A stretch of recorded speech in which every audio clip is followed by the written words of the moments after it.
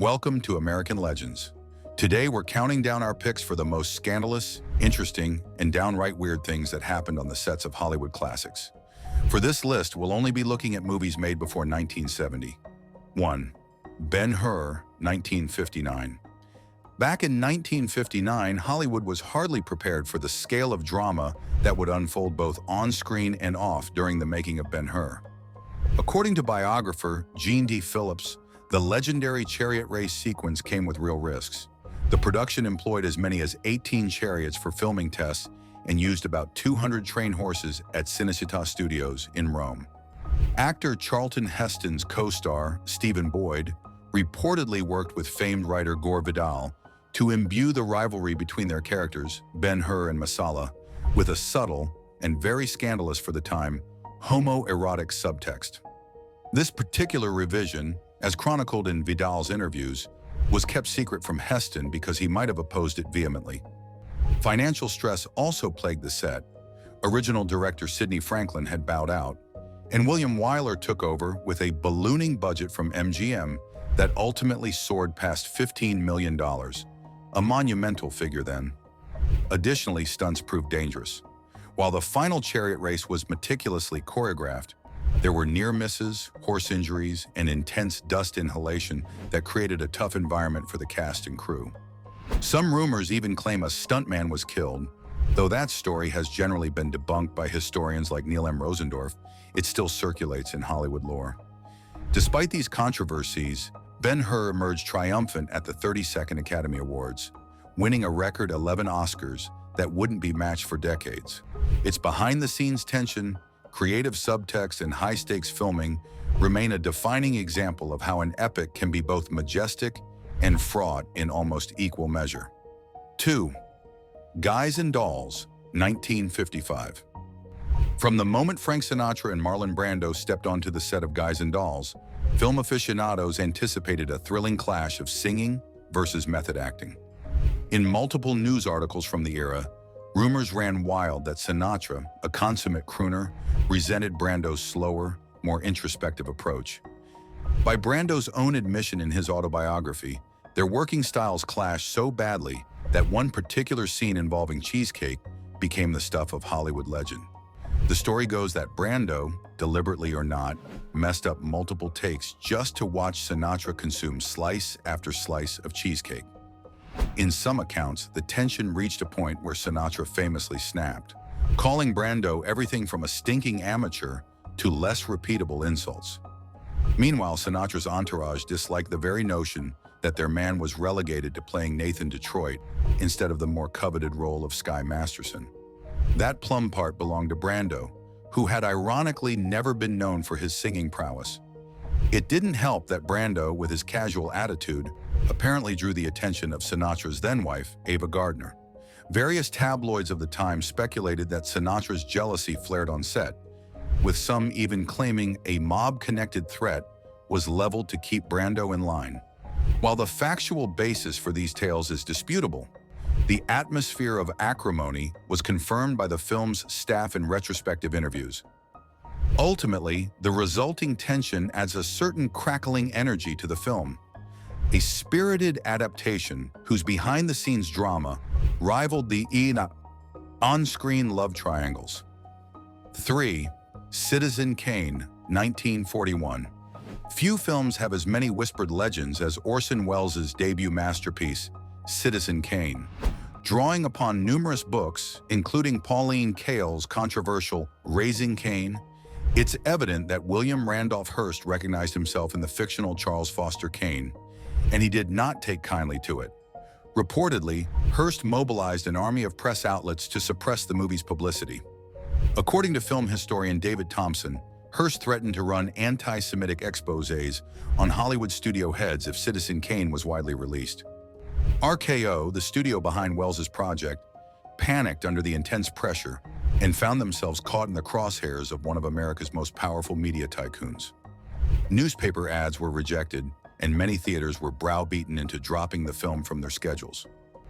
Hearst's famed gossip columnist Luella Parsons allegedly told RKO's executives she would see to it that Citizen Kane never turned a profit. This was no idle threat, as Hearst publications spanned the nation, influencing millions of readers daily. Even within Hollywood, people feared retaliation. The story goes that MGM's Louis B. Mayer offered RKO a substantial sum to burn the negative before it could see the light of day. Wildest stood firm, but his own career suffered as a result. The film opened to critical praise but struggled commercially, overshadowed by the hush orchestrated around it. It wasn't until decades later, through dedicated film critics, screenings at art houses, and TV rebroadcasts, that Citizen Kane emerged as a revered cinematic touchstone, ironically crowned the greatest film ever made. 4. Psycho, 1960. Alfred Hitchcock never shied away from pushing boundaries, and Psycho proved that point with unsettling clarity. Accounts compiled in Patrick McGilligan's biography of Hitchcock detail the director's fierce battle with censors over the film's explicitness. The infamous shower scene alone contained around 50 quick cuts, designed to trick viewers into believing they saw more nudity and more violence than was actually on film. The Production Code Administration flagged the scene repeatedly, insisting they glimpsed a bare breast or that the stabbings were too graphic. But Hitchcock had a cunning strategy. When told to edit the footage, he simply resubmitted the unaltered reel days later. Legend says the censors, uncertain about their original claims, ended up approving the very same shots. The film's use of a toilet flushing, Mildred's stolen note, was itself scandalous at the time, a reflection of how conservative Hollywood still was in 1960. Apart from the censors, the shoot was marked by cost-saving measures. Hitchcock famously financed part of the film himself, relying on his TV crew from Alfred Hitchcock Presents to keep budgets low. Janet Leigh recalled in multiple interviews how unsettling it was filming the shower scene, though credit for that chilling sequence also goes to composer Bernard Herrmann's screeching violin score. By the time censors gave Psycho the green light, audiences were ready for something new, and boy did they get it. With critics simultaneously horrified and spellbound, Psycho set a precedent for psychological horror that resonates to this day. 5. Singin' in the Rain, 1952. Stories of cinematic suffering behind radiant musicals abound, but Singin' in the Rain stands out for how far the cast had to push themselves. From first-hand accounts in Donald O'Connor's and Debbie Reynolds' interviews, it was no cakewalk trying to dance under the exacting eye of Gene Kelly, who co-directed the film alongside Stanley Donen. O'Connor famously performed his show-stopping Make 'em Laugh routine with a 103-degree fever and promptly landed in the hospital after filming. He recalled in a later interview that the physical toll felt like getting hit by a truck. Debbie Reynolds, only 19 at the time, had it equally rough. She was a relative newcomer to dancing, and Kelly did not mince words about her progress.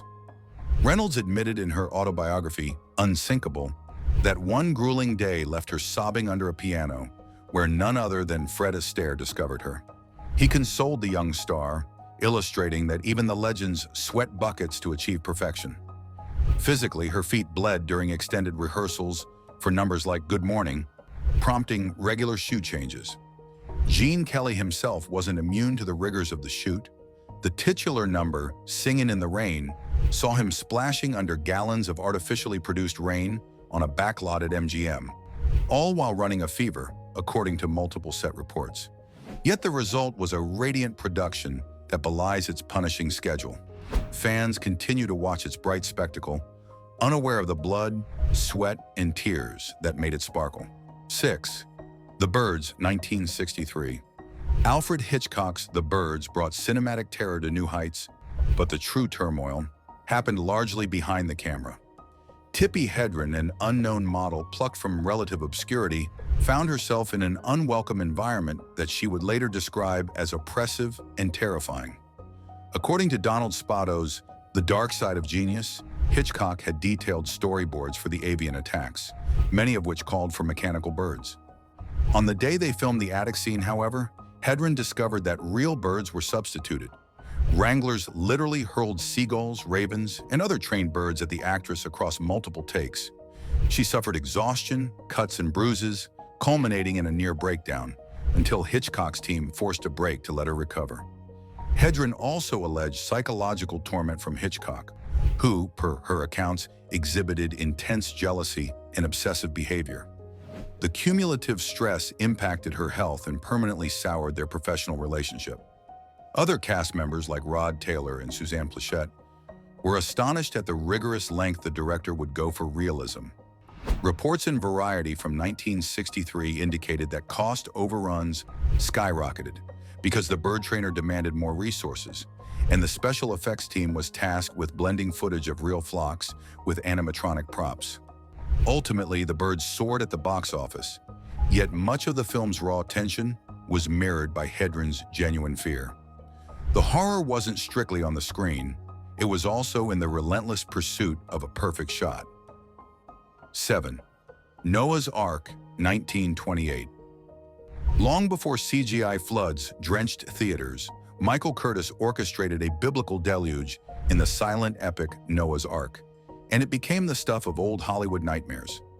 References from contemporary Los Angeles Times pieces describe how Curtis, known for later directing Casablanca, reportedly unleashed thousands of gallons of water on sets to depict the Great Flood.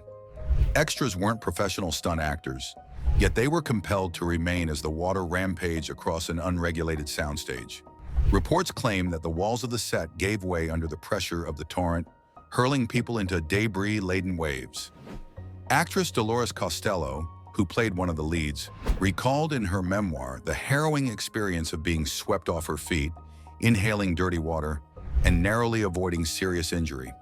Some rumors relayed in trade papers of the time even allege multiple fatalities among the extras, though official documents remain inconclusive. The production's chaotic approach highlighted the lack of safety standards in Hollywood's fledgling period. Directors like Curtis were often hailed as visionary, while the workforce had minimal recourse to protest dangerous conditions. After the film's release, controversies erupted, pushing some studios to adopt marginally better safety practices. It's said that Curtis defended his methods as necessary to convey biblical realism, but the behind-the-scenes reality was far from divine. Noah's Ark became an unintended symbol of the price paid for an uncompromising spectacle, a cautionary tale that still echoes in industry discussions of on-set protocols. 8. Whatever Happened to Baby Jane, 1962. When two of Hollywood's fiercest leading ladies, Bette Davis and Joan Crawford, joined forces for Whatever Happened to Baby Jane, it wasn't just the script promising fireworks. Archives of gossip columns from Hedda Hopper and Rona Barrett reveal the deep-seated animosity that shaped every scene. Crawford, the glamorous queen of MGM, and Davis, the formidable star of Warner Brothers, had traded barbs for years, sometimes over rumored affairs and sometimes over professional slights. On set, the tension was tangible. Bette Davis later admitted in a BBC interview that she requested a Coca-Cola vending machine be installed specifically because Crawford's late husband had ties to Pepsi. Meanwhile, Crawford allegedly strapped weights to herself during a scene where Davis had to drag her across the floor, causing Davis to wrench her back in frustration. Even the mildest inconveniences escalated into comedic sabotage, with crew members quietly encouraging the feud for the sake of capturing that electric interplay on film. Most memorably, Davis recounted how a simple fight scene led to real bruises. Crawford supposedly lunged with more force than the choreography called for, and Davis retaliated in kind. Despite all the hostility, or perhaps because of it, the movie was a box office success. Critics praised the raw energy between the two leads, ironically anchored by their mutual dislike. The film revitalized both actresses' careers and spawned an entire subgenre known as psycho-biddy cinema, living proof that real-life rivalry can yield an unforgettable on-screen collision. 9. Cleopatra, 1963. 20th Century Fox nearly collapsed under the weight of its own ambition when it embarked on making Cleopatra, starring Elizabeth Taylor as the legendary Queen of Egypt and Richard Burton as Mark Antony. The film ballooned into one of the costliest productions in movie history, reaching a budget that soared beyond $30 million, an astronomical sum in the early 1960s. According to director Joseph L. Mankiewicz's letters, compiled by biographer John A. Vazana, the sprawling sets, lavish costumes, and location changes from London to Rome contributed to the spiraling costs. Yet the real scandal was the romance that unfolded between Taylor and Burton. Both were married at the time, and their incendiary affair quickly attracted global media scrutiny. Vatican newspapers condemned the pair for erotic vagrancy, while paparazzi hounded them daily. Producer Walter Wanger scrambled to balance the negative press with a film already burdened by script rewrites, endless retakes, and frequent medical absences. Taylor nearly died from pneumonia before shooting restarted in Rome. When shooting finally resumed, Mankiewicz found it challenging to keep Taylor and Burton focused, as tabloids reported on their covert trysts and nighttime fights. The love story spilled over into the performance, culminating in sizzling chemistry that overshadowed many of the film's production nightmares. Though reviews were mixed, Cleopatra ultimately became a cultural phenomenon. It's a film forever linked to its behind-the-scenes spectacle, reminding Hollywood how even a legendary love affair can't always justify a near-catastrophic budget. 10th, The Wizard of Oz, 1939. Among Hollywood's most iconic works, The Wizard of Oz stands as a triumph of Technicolor wonder. Yet behind the curtains, this fantasy was riddled with real-world perils. According to Aljan Harmitz's book, The Making of the Wizard of Oz, Buddy Ebsen, cast as the original Tin Man, ended up in the hospital due to inhalation of aluminum powder from his makeup, giving him life-threatening respiratory issues. MGM recast him with Jack Haley and switched to a safer aluminum paste. But Ebsen's near-death experience haunted the production's lore. Margaret Hamilton, portraying the Wicked Witch, endured her own terrifying accident. On one day of filming, a trapdoor and pyrotechnics misfired, leaving Hamilton with second-degree burns on her face and hands. The green copper-based makeup complicated her recovery. She later joked that she always wanted to exit in a blaze of glory, but not quite like that. In another bizarre twist, the snow falling on Dorothy and her companions in the poppy field scene was composed of industrial-grade asbestos, a commonly used substance back then for artificial snow. Adding to the chaos were directorial shakeups. Victor Fleming took over after Richard Thorpe in George Cukor's uncredited starts, resulting in a patchwork approach.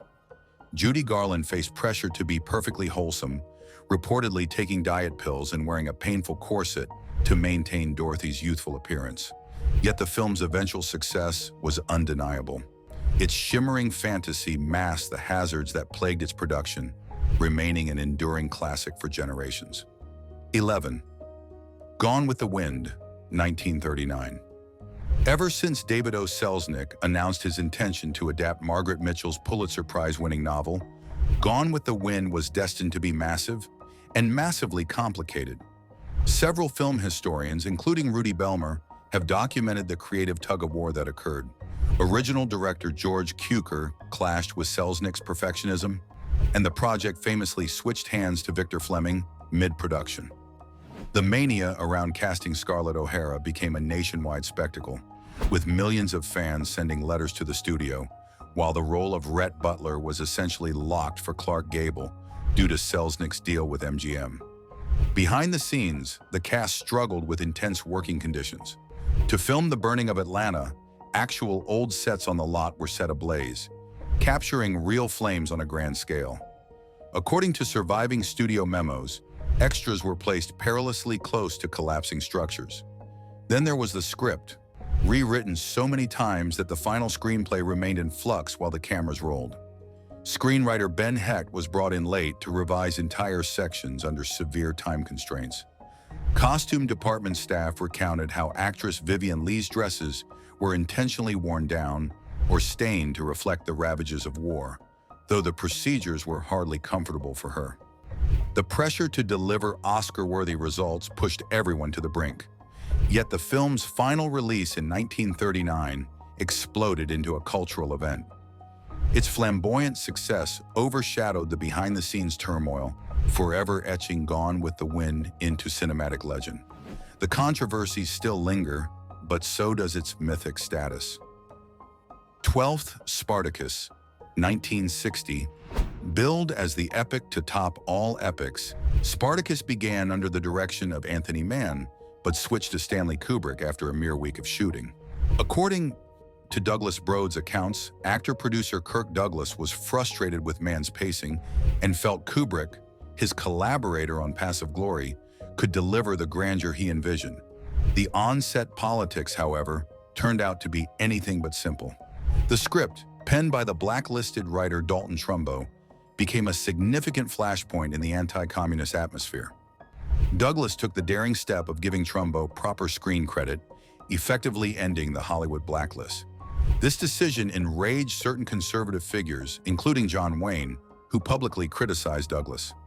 Meanwhile, Kubrick, known for his meticulous and demanding style, frequently clashed with cast and crew. Actress Jean Simmons recounted in magazine interviews how Kubrick would demand endless takes of the same scene, a pattern that ballooned the budget from $4 million to nearly $12 million. The famed battle sequences used thousands of extras, some sources say upwards of 8,000, filmed in Spain for the wide shots, while specialized stunts were recreated back in Hollywood. Stuntmen endured physically punishing conditions, especially in the gladiator ring sequences. At one point, a real sword strike narrowly missed Tony Curtis's eye, leading to stricter safety protocols. Despite the internal friction, Spartacus emerged triumphant at the box office, lauded for its gritty realism and standout performances. It also paved the way for more open recognition of blacklisted creatives, shaping a vital chapter in Hollywood's political history. 13. The African Queen, 1951. Journeying far from Hollywood's controlled backlots, John Huston insisted on location shooting in the Congo and Uganda for The African Queen. Humphrey Bogart and Katharine Hepburn signed on for the adventure, but they soon discovered the jungle was a brutal co-star. Biographer Jeffrey Myers recounts how Huston's obsession with big game hunting overshadowed some of the daily filming. He often vanished, rifle in hand, chasing elephants or other wildlife while the cast waited. Bogart, known for his whiskey intake, surprisingly escaped the widespread sickness that struck down most of the crew, including Hepburn, who suffered from severe dysentery. She recounted in her memoir, The Making of the African Queen, that the drinking water was contaminated, so her attempt to stay healthy by abstaining from alcohol ironically led to relentless illness. Meanwhile, leeches, insects, and oppressive heat took their toll on everyone's morale. Technical issues mounted as well. The claustrophobic boat deck forced cinematographer Jack Cardiff to rig unorthodox camera setups, often at risk of toppling into the river. Locals employed as extras faced logistical challenges that Huston struggled to manage, resulting in scheduling nightmares and ballooning costs. Yet ironically, these hardships lent realism to the sweaty, disheveled look of Bogart and Hepburn on screen. Upon release, The African Queen became a sensation, with Bogart winning his only Oscar for Best Actor. The film's authenticity was lauded, but the grueling process behind it remains a legendary cautionary tale about the perils of exotic filmmaking. 14. Some Like It Hot, 1959. When Billy Wilder set out to direct Some Like It Hot, he likely had no idea Marilyn Monroe's unpredictable behavior would become as famous as the film itself. According to production notes and testimonies from co-stars Tony Curtis and Jack Lemmon, Monroe's tardiness and frequent absences caused daily mayhem. Curtis famously grumbled in magazine interviews that kissing Monroe was like kissing Hitler, a quip he later explained as a reflection of his frustration rather than any actual comparison. The script required Monroe to deliver comedic lines with impeccable timing, a challenge complicated by her reliance on cue cards hidden around the set. Monroe's personal coach, Paula Strasberg, was constantly by her side, offering direction that occasionally conflicted with Wilder's vision.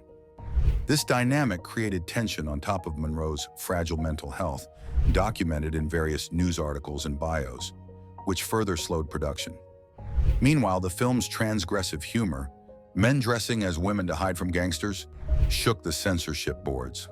Billy Wilder clashed with the motion picture production code, pushing the comedic elements to the edge. According to Wilder's own statements, he believed humor was the best disguise for subversion, so he loaded the script with risque innuendos that tested the era's moral boundaries. The result was comedic gold, a classic that soared at the box office and defied critics who predicted it would alienate Middle America. Despite the backstage chaos, some like it hot cemented Monroe, Curtis, and Lemon as comedic icons, proving that turmoil can sometimes yield cinematic brilliance. 15th, The Misfits, 1961. Celebrated as the final completed film for both Marilyn Monroe and Clark Gable, The Misfits was a haunting production riddled with personal tragedies. Written by Arthur Miller specifically for Monroe, his then-wife, the script was meant to rejuvenate her career. Instead, as documented in multiple behind-the-scenes books, Monroe's declining health and Gable's physical strain brought the set to a near breaking point.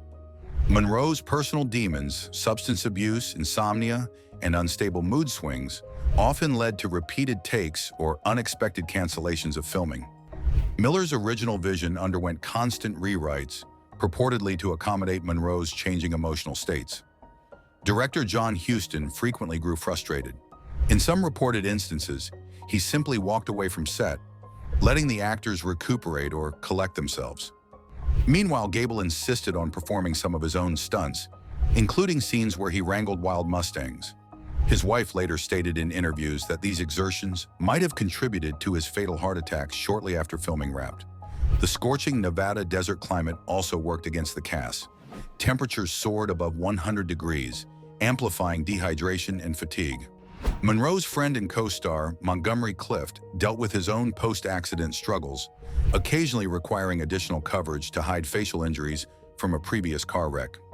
Critics such as Bosley Crowther noted upon release that the film carried an aura of melancholy, seeming to reflect the reality that these were actors in transition, grappling with fragile mental and physical states.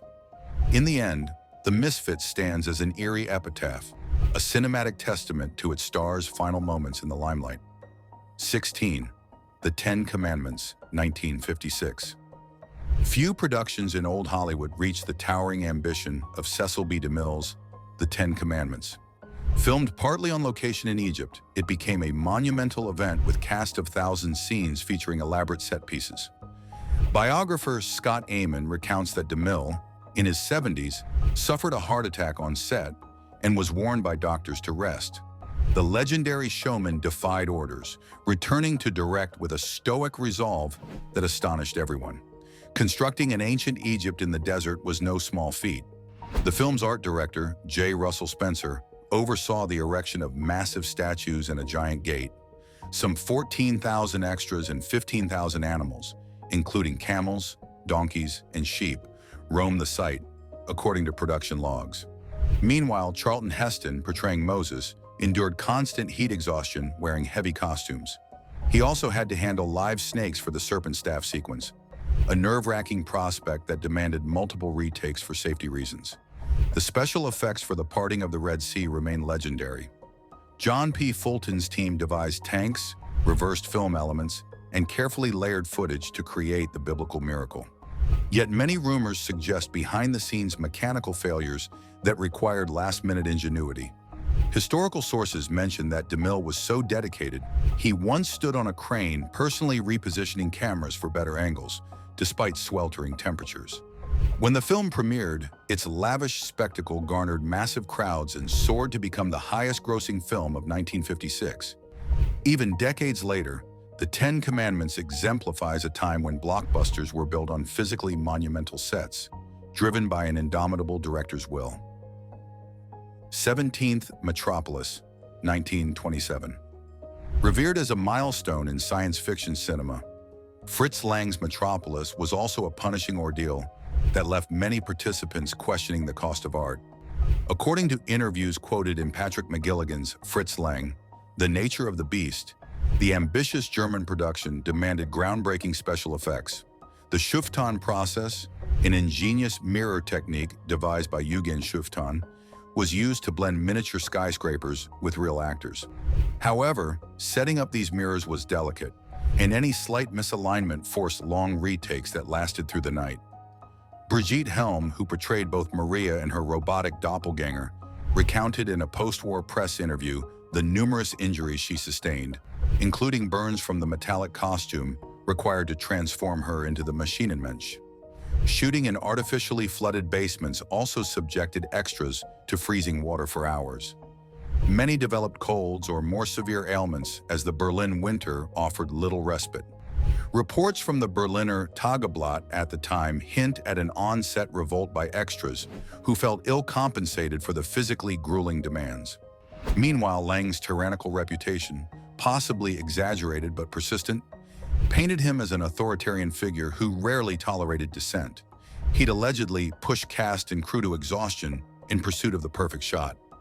The film's final budget soared so high that it contributed to the near bankruptcy of UFA, the studio behind the production. Despite the trials endured, Metropolis survived initial criticism and savage edits to become a timeless masterpiece. Its behind-the-scenes torment as legendary as its visionary cityscapes. 18. Lawrence of Arabia, 1962. When David Lean ventured into the deserts of Jordan, Morocco, and Spain for Lawrence of Arabia, the scorching sands quickly proved to be as formidable an antagonist as any villain. Peter O'Toole, cast as T.E. Lawrence, found himself grappling with near-fatal dehydration. According to historian Adrian Turner's comprehensive production notes, the searing heat, often topping 120 degrees Fahrenheit, melted camera equipment and electronics, forcing multiple repairs. On-set camaraderie wasn't always easy. Omar Sharif, who portrayed Sharif Ali, recalled in interviews how the desert conditions caused tensions to flare among the crew. Additionally, the logistics of transporting hundreds of extras, dozens of camels, and mountains of gear across shifting dunes strained budgets and morale. One widely reported incident involved O'Toole's camel bolting unexpectedly during a scene, sending him tumbling across the sand. A broken wrist was narrowly avoided, but the incident shook the actor, who described the rest of the shoot as a dance with hazard.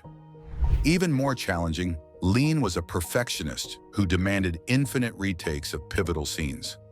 Cinematographer Freddie Young wrote about how the dust-laden wind threatened to destroy the delicate camera lenses, a constant worry overshadowing the artistry. Financing also became a headache. Producer Sam Spiegel clashed with Lean over extended shooting schedules. Ultimately, the perseverance paid off. Lawrence of Arabia premiered to critical acclaim and garnered 7 Academy Awards, including Best Picture. The film's grandeur remains unmatched, and the punishing desert environment underlines just how far Lean and company went to craft this cinematic opus. 19. The Bridge on the River Quai, 1957. Filmed deep in the jungles of Ceylon, now Sri Lanka, David Lean's The Bridge on the River Quai stood on the precipice of logistical chaos from day one. Actor Alec Guinness noted in his diaries how the oppressive humidity and monsoon rains frequently halted production. The actual building of a real wooden bridge, based on the narrative of Pierre Boulle's novel, added an extra layer of complexity. Lean insisted that the final destruction of the bridge be filmed in a single, carefully choreographed take, placing massive pressure on the engineering crew. In a 1957 New York Times report, rumors circulated that the explosives nearly detonated prematurely when a wandering elephant bumped some rigging. The local environment proved equally challenging for the cast, who battled insects, poisonous snakes, and tropical illnesses. Guinness himself suffered repeated bouts of dysentery, yet his meticulous performance as Colonel Nicholson never showed it. Meanwhile, co-star William Holden famously insisted on flying in beer for the American crew members to boost morale in the otherwise harsh setting. Technical woes also surfaced. Cinematographer Jack Hildyard faced the dilemma of filming bright exteriors in sweltering heat, so the cameras were cooled with wet cloths. Despite the adversity, the film soared to box office success. Critics hailed it as a masterpiece, awarding it 7 Oscars, including Best Picture. The real bridge was dynamited for the epic finale, captured in a breathtaking scene that nearly went wrong multiple times. Today, the bridge on the River Quai stands as a testament to Lean's unstoppable drive and the crew's astounding resilience. 20th. The Adventures of Robin Hood, 1938. One of the earliest Technicolor epics, The Adventures of Robin Hood brought Errol Flynn's swashbuckling persona to life under the direction of Michael Curtis and William Cayley. But behind the vibrant action sequences, numerous scrapes and bruises became part of the daily routine. Flynn's athletic feats, including sword fights and acrobatic stunts, were meticulously choreographed by fencing master Fred Cavins. Yet accidents still abounded. In Flynn's autobiography, My Wicked, Wicked Ways, he recounted how Basil Rathbone, Sir Guy of Gisborne, sliced his hand during a fencing rehearsal. The large-scale scenes shot in Bidwell Park, California, and on elaborate Warner Brothers sets involved real archery experts. Howard Hill, the famed archer, was credited with many of the impossible bullseyes. But stunt arrows were no mere props. Special rigs were designed to minimize injury, though a misfire once narrowly missed Flynn's face. Additionally, the Technicolor cameras were bulky and required powerful lights, causing the indoor sets to reach near-tropical temperatures. Flynn and co-star Olivia de Havilland described in contemporary fan magazines how they sweated under heavy medieval costumes. Production politics emerged too. Studio chief Jack Warner replaced original director William Keighley with Michael Curtis for sharper pacing, stirring resentment among crew loyal to Keighley. Despite these behind-the-scenes struggles, the film became a massive hit, praised for its gorgeous color, cinematography, and lighthearted spirit.